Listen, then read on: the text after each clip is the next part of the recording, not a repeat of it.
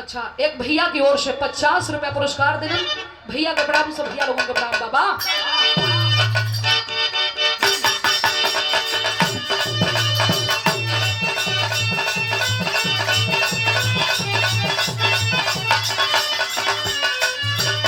यही जवान कहते हैं वो फिर चले, वो फिर चले, वो फिर चले बहादुर जंगल मोहल्लों आले में जंगल फिर चले बहादुर जंगल मोहल्लों आले फिर चले बहादुर जवान का हाथ हवन देश के खातिर बनी जंगदारी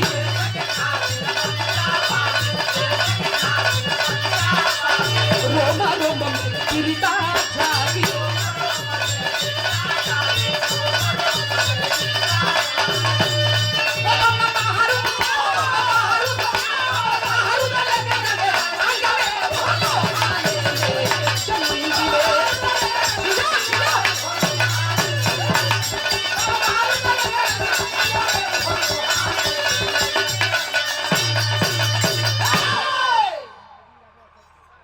श्री नगदू यादव अरसलपुर के धरती से माननीय हमारे बाबूजी की ओर से आशीर्वाद रहल 200 रुपया। चरणों में नमन, सब भैया लोगों के प्रणाम बा। छवारन के बीच में बैठ के बात करत होन, रात बीत गिल, सुबेर होत बा, भोर के बेला बा। 15 जवान में से एक जवान निकल गई। और निकल के गईल कहां? लॉर्ड कैनरी अंग्रेज के बंगला पर, और जाके बोला कि साहब दिलबाग सिंह के पकड़े बदे ऐलान कैले हुआ ना, अगर हम तोहर काम कर दी तो कितना पैसा देबा। निकाल के रुपया के बंडल फेंका, बोला कि सुन, अगर मेरा काम हो जाएगा इतना पैसा देंगे कि जिंदगी भर खाते रह जाओगे, पैसा कम नहीं पड़ेगा। बाहर हिंदुस्तान के गद्दार वो पापी छल रुपया पर अपना ईमान बेच दिया और कर दिया हिंदुस्तान के साथ में गद्दारी। बता दिया बाबू। आके चारों तरफ से अंग्रेज के सिपाही घेर लेते हैं। और जब अंग्रेज के सिपाही घेरले हुए, दिलबाग सिंह एकदम शन हो गिलन कि ये कहां से आ गिलन। हवा में फायरिंग शुरू कर दिया। लॉर्ड कैनरी अंग्रेज बोला कि इसमें से दिलबाग सिंह कौन है, अपने आप के हमारे हवाले कर दे, नहीं तो यहाँ पर जितने जवान है सब मारे जाएंगे। दिलबाग सिंह बोले खबरदार, एक गोली भी मत चलाना। हाथ ऊपर कर लिए, हम ही दिलबाग सिंह हैं। बोल क्या बात है? बस हाथ में हथकड़ी, पांव में बेड़ी डाल के और यही गले में सिक्कत डाल के लगल घींचे, ठिठिरे घिसेटत ले जाके जेल में बंद कर दिया। जेल में जब बंद कैले तब दिलबाग सिंह के आंख में आंसू आई और अंग्रेज से कहते हैं कि अरे अंग्रेज, 2 दिन के लिए मुझे छोड़ दे, हम तुमसे वादा करते हैं इसी जेल में 2 दिन बाद अपने आप के ले आके तेरे हवाले कर देंगे। अंग्रेज नहीं सुना बाबू, राड, लोहा के राड धिका धिका के मारत हुन, गरम पानी देही पर फेंकत हुन, बिना अन्न बिना पानी के वही तरह रखले हुन जलिया में। हो बाबू, एहर आज बीतल, कल बीतल, कल ही ये दिनमा बीती, संझिया के बारात आई। बहिनिया बिमला के करेजा धड़कत बा, भैया ना आइलन। कहले रहलन कि सामान कुल भेजवा दे, बियाह के घर में कोनो सामान ना बा। हे भगवान, कैसे हमरे दुआरी पके मर्यादा रही। मड़वा में बहिनिया बैठ के रोवत बिया, और रो के कहले का बिया, श्री राम बच्चन यादव उर्फ बबलू जी, प्रधान पद के प्रत्याशी, अरसलपुर के धरती से 500 रुपया पुरस्कार देनी। भैया के चरणों में नमन, सब भैया लोगों के प्रणाम बा।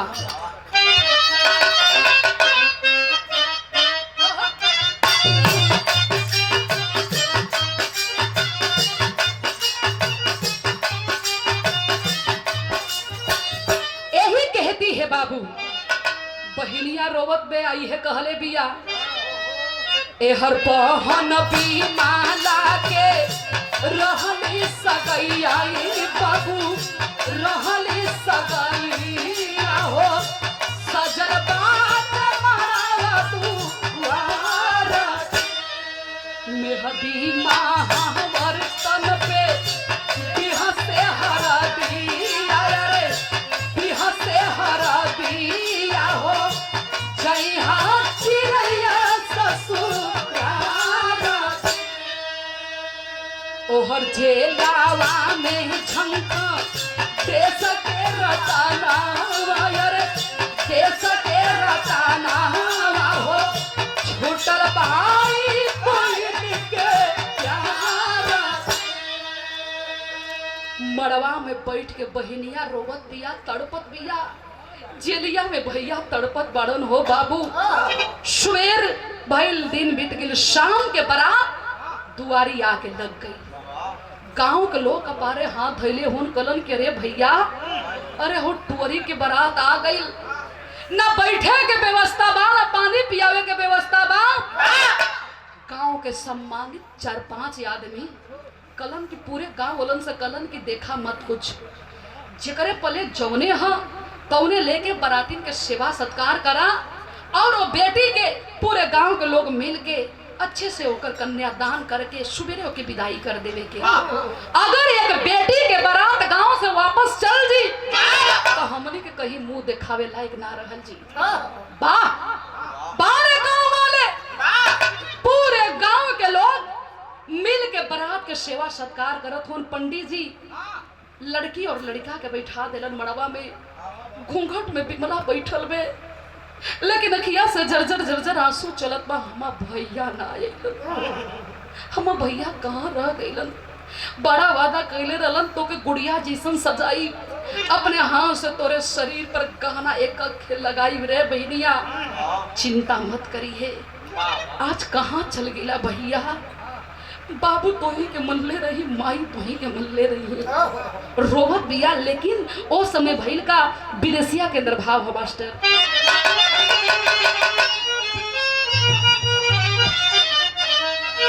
अरे दिनवा बिताता जाबा अरे भइल कुछ रतिया हो आ दुवरे पयाइल बहुन बिमला के बरतिया होते सवेरे कौन अरे भैया मोर विदाई करिए आजो बहन बिमला अपने भैया के सूरती तबलेला सबीरा ना के वही मड़वा में आई गईली अमंगिया मलिना भइली पड़ली विपतिया आय हाय बाबू तनके में मांग में सिंदूर पड़े वाला हा तब तक पापी अंग्रेज इतना तड़पा तड़पा के मारे इतना सजा दिलन कि तड़प तड़प के वही जेल में दिलबाग सिंह अपन दम तोड़ दिलन फटही चदर में लसिया के लपेट के जहाँ बियाहवा बैठल हा वही दुआरिया पर ले जाके छोड़ के अंग्रेज चल गईलन लोग हाय हाय कहले बा कि भैया अरे पहले डोली उठी कि अर्थी उठी लेकिन लोग समझावत बा कि ना ये बात हरे रहेगा मड़वा तक ना जाए पाए अगर मड़वा में बात चल जी तो हो पागल बन जी जवन बैठल है ना बर्दाश्त कर पाई खलबली लोगन में मचल हा बिमला सोचत है काहे लोग घबराहत हुन ओ भैया तो हमार आ गिलन कुछ ना लेके आइल हो ना मार शर्म के मारे हमरे लगे ना आवत हुन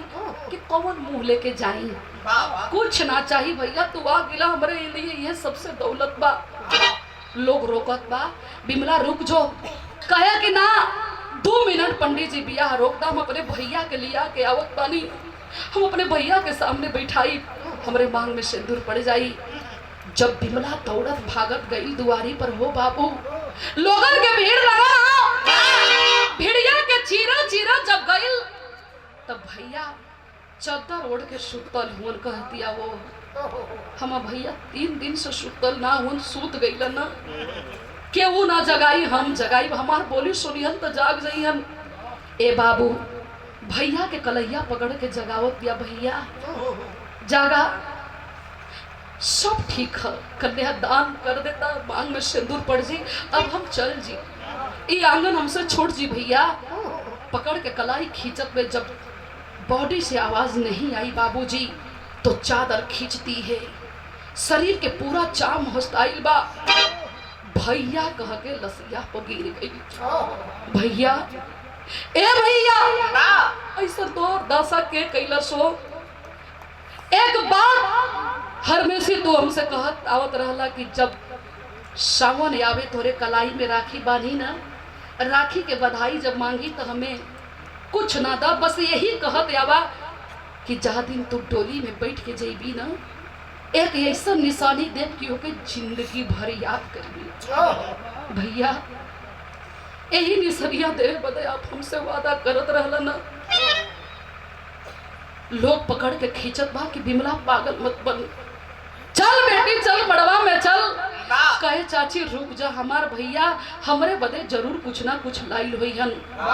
पॉकेट में जब हाथ डालती है तो एक चिट्ठी निकलल, एक चिट्ठी निकलल, और वही चिट्ठिया में लिखले रहलन अपने खून से भैया कि बिमला हमें दुनिया के छोड़ के जात पानी रे पगली, लेकिन एक बात बतावे में कलेजा कापत बा, होठ कापत बा, लेकिन तुझसे ना भी बताई तो बहुत बड़ा गद्दारी हुई। जानत है हम ये दुनिया के छोड़ के जात बानी, लेकिन हमार पता बतावे में अंग्रेजन के हाथ में करे में अहम भूमिका के कर रहल। जैसे तोर शादी तय कैले ही ना, उहे रुपया पर अपन ईमान बेच देले रहल बिमला, और अंग्रेजन से मिल के हमें जेल में बंद करवा देलस रे बहिन।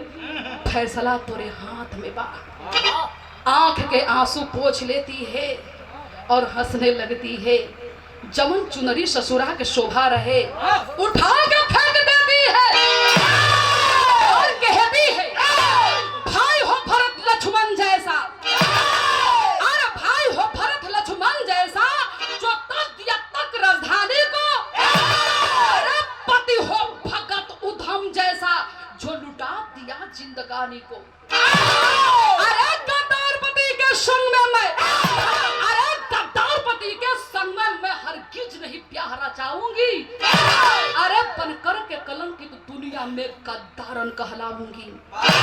जवन चुनरी ससुरा के शोभा रहे पहला सर पे कफन, और के कफन बांध के जाती है मड़वे में और कहती है तब उठा लिया हाथे पिस्टल, तब उठा लिया हाथे पिस्टल, कुछ इनकलाब की बोली है, और भारत के सिंघनी दुल्हे के सीने में मारी गोली गई।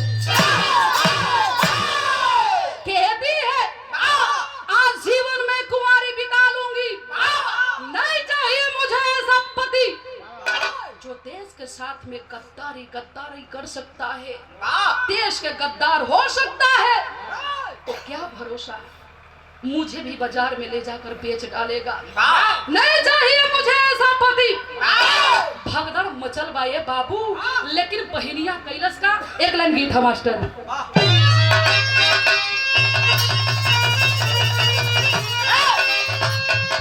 ये दर्ज के नमूना बा, कौनो लड़का अपने बाप के समझावे कहे मान जा तो हार बुढ़ौती आ गई।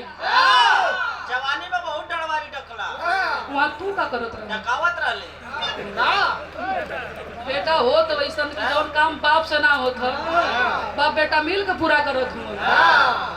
कहत हो का अरे जवानी में कतनन,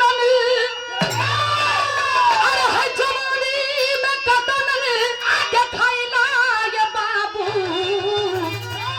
अरे मुहैया में ई कछैला ए बाबू।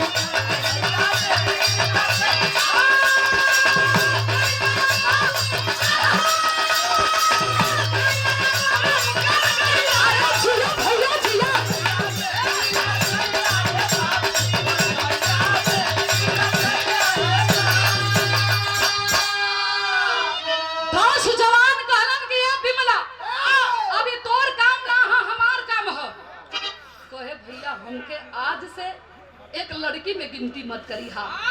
जवानन 10 को अपने भाई के साथ में बिमला कैलस का कैलस अरे है भगदड़ मचल 16 अरे भगदड़ मचल 16 अरे भारी करी ये बाबू अरे है बखिया के भुजवा भारी करी रे बाबू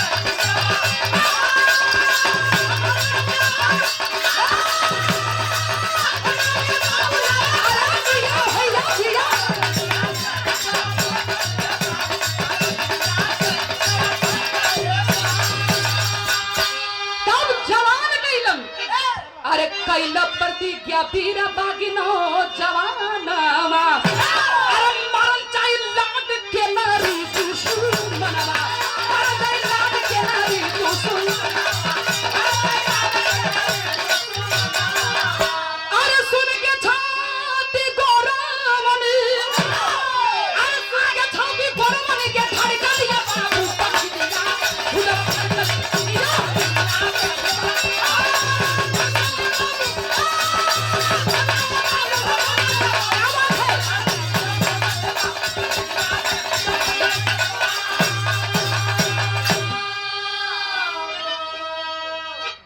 जवानन के बीच में बहनिया रहे लगल 10 भाई से बड़ा प्यार मिलत बा बहन के तरह लोग मानत बा कहा कि भैया हमें खाली खैले के यहाँ वहाँ भटकले के जरूरत ना है हमार मेन मकसद है लाड के नरी अंग्रेज के मारल। और एक आप लोगन भी बात सुनला वो पपिया के अपने हाथ से काटब हम वो हमार दुश्मन है। पता लगावत लगावत पता लगा भइलन कि आज लाड के नरी अंग्रेज इलाहाबाद में नए वाले बंगले पर अपने जन्मदिन के जश्न मनावत है। खूब सुघर अपने आप के बना के सुंदर छलकौआ साड़ी पहिन वहिन के जाके अंग्रेज के पार्टी में शामिल हो गई। लगल अंग्रेजन के शराब पियावे आए हर 10 जवानों के इशारा करत बे कि हमार काम होत ह ओ हर तैयारी करा। तब जवान कैलन का चलरिया में भाव है मास्टर बा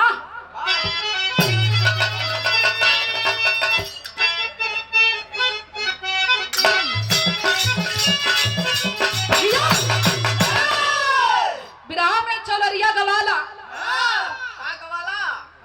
पुरान गीत है लेकिन आज भी एकर लहर है। भोजपुरी में तो फुहरकम के हद हो गई। पहले आइल लगा दही चलिया के हुक राजा जी नहीं खेलावत तो लगा ले हिम्मत हुक राजा जी बहुत फुहर आदमी हुआ तू। एक मिला और गौलत वही रे जगहिया दाते काट ले राजा जी काहे नहीं जिभिया से चाट ले हां राजा जी मैं क्या इनकर बंद करवा देता हूँ। अच्छा ये गीत विजयलाल जी जब मार्केट में आइल तो गवैया घूम घूम के पता लगावे लगल कि वो कौन जगह है कि जहाँ वो दाते कटले रहल लेकिन आज तक पता ना लगा पौलम। 5-7 आदमी विधवत पता लगा ले हम कि के हम आसाराम बापू नारायण साईं राम रहीम फलहारी बाबा नरेंद्र दास रामपाल कुल बबन के लिस्ट लेके बैठल हूँ। अच्छा ये आसाराम राम रहीम कुल तो रहवे कैलन विजयलाल जी बनारस में के बाबा निकलल हुवन कवन उनका नाम है नरेंद्र दास। उ लड़किन के नहीं उ लड़किन के नाम उ लड़कन के प्रेमी हुवन वो ऐसा लड़कन के बोला के हनुमान जी बनावेलन बाद में गधा भी थमावेला और वही में एक दिन पुलिस वाले पकड़ लेलन वो गधा उनके ठेल डाला चल गया छेलगंज थाना में वहाँ तू का करत रहल। अरे वो मठ का मठाधीश रहा। अरे बाप रे अच्छा तू रहला कुछ दिन की हां बड़ी खेल खा के सहना कुछ दिन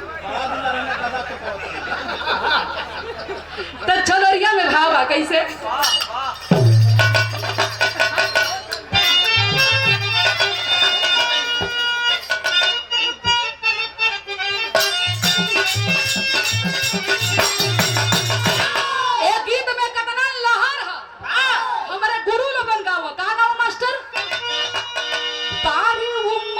कमरला चकानिया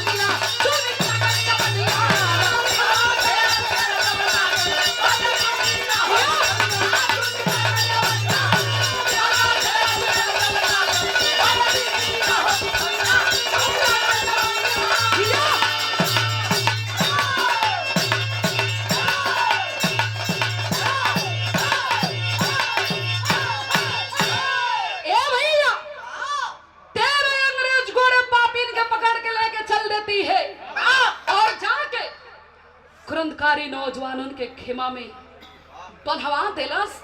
पूरे हिंदुस्तान के धरती पर हाहाकार मच गया। लोग कहते हैं कि वाह, 12 बहनियां वाह। एक बहन आज 13 अंग्रेज गोरे पापिन के पकड़ के अपनी मुट्ठी में कैले है, तो भैल का तेरी के अंदर भाव है मास्टर। अरे बगावत करने बागी चल पड़े, अरे बगावत करने बागी चल पड़े, नारा इनकलाब के रण जंगी लगावत रे लगावत रे लगा।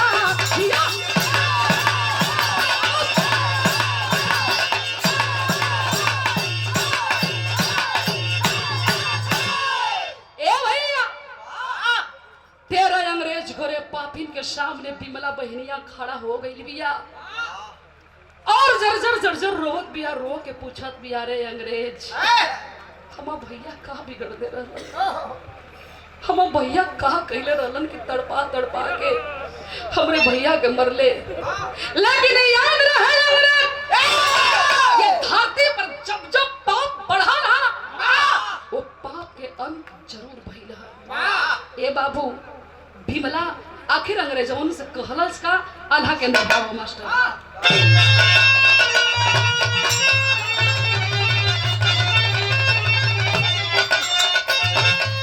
अरे कोई दिन हो पापिया पहाड़ बन के रही है, भाजाई आई जहिया समय के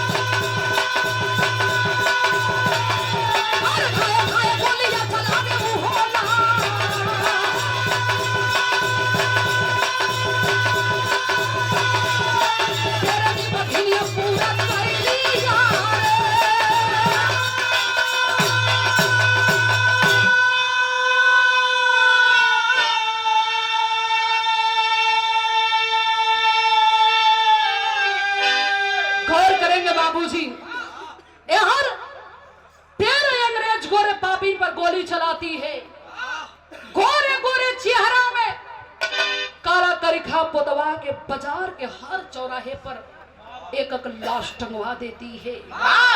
तब बिरहा के निचोड़ में कवि जी लिखत होन कैसे,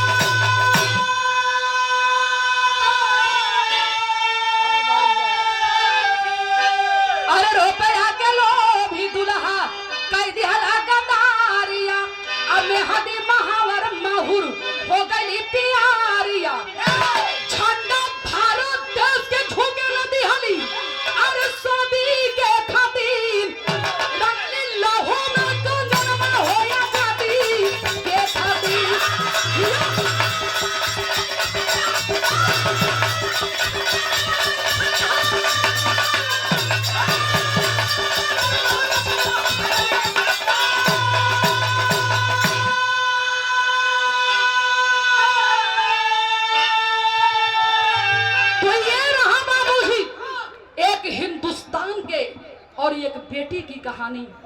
ये देश के आजाद कराने में माँ अपने आंचल के प्यार लुटौले ही, बहन अपने मांग के सिंदूर लुटौले ही, तभी देश हमारा आजाद रहल।